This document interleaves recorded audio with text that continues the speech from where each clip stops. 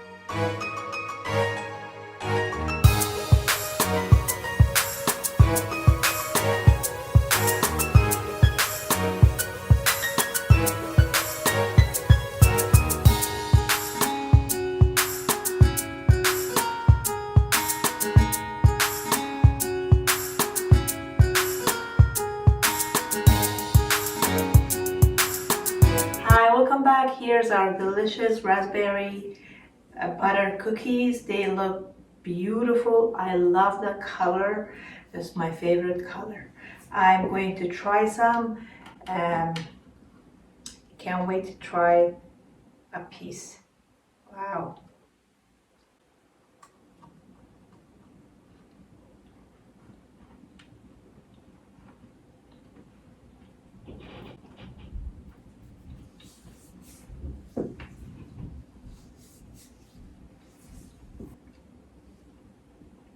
Wow, it is very soft, chewy, has the right amount of sugar.